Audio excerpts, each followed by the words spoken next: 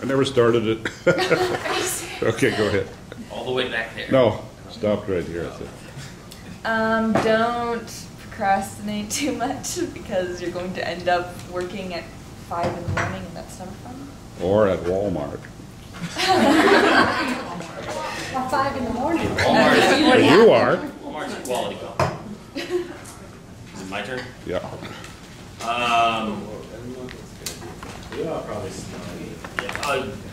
My advice would be to not fixate on the things that seem the most important in your lives at this point, because things change so quickly that it's not worth wasting negative energy on. And then the flip side of that coin is don't be a pussy. There's too many pussies in this world. Good advice.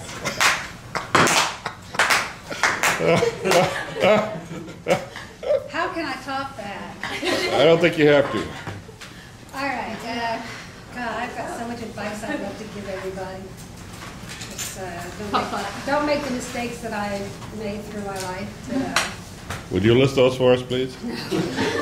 It would take way too long. Get it out. Yeah.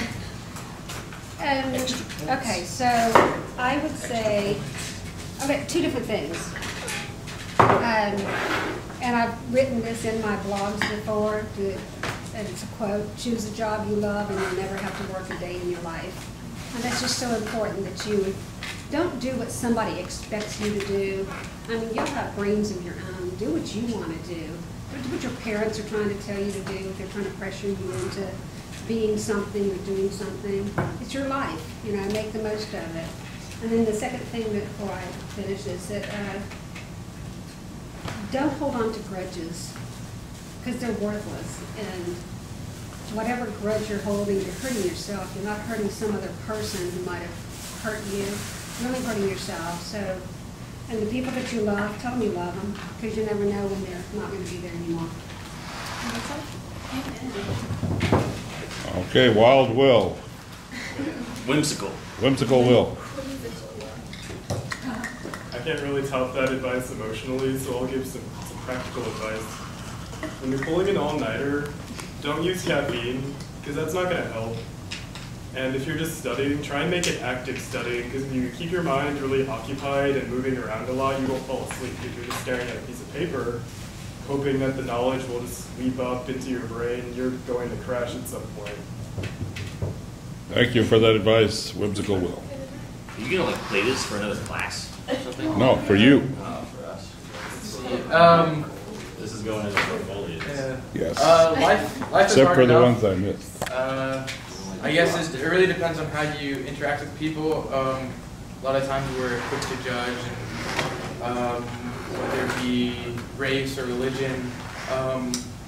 And because you experience everything through your eyes, your whole experience is a very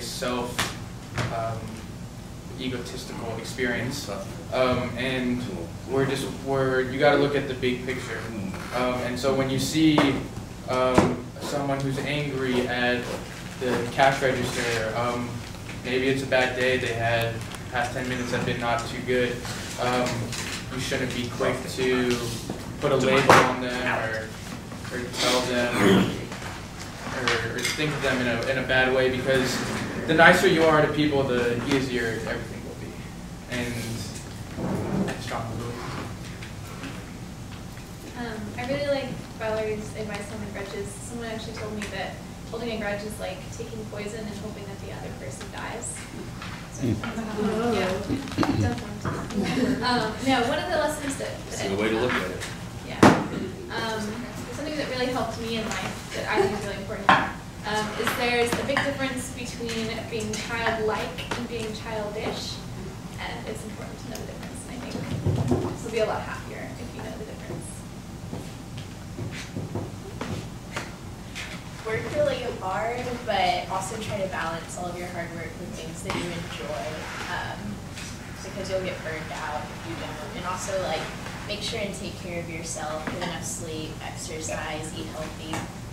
And most importantly, cherish all of your friendships and relationships because the people around you make you who you are. So. It's kind of like Hannah's. It's going to say work hard, play hard. You can't get it all done, and then it'll just be that much nicer when you can enjoy it. Now say it in an Irish accent.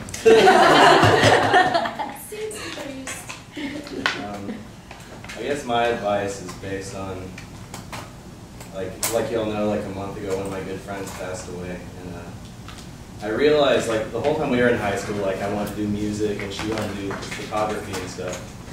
And she passed away at my age, like at 22, and she had already been, you know, like a professional photographer for a couple of years, like making money doing what she had always wanted to do. And I sort of realized like you can't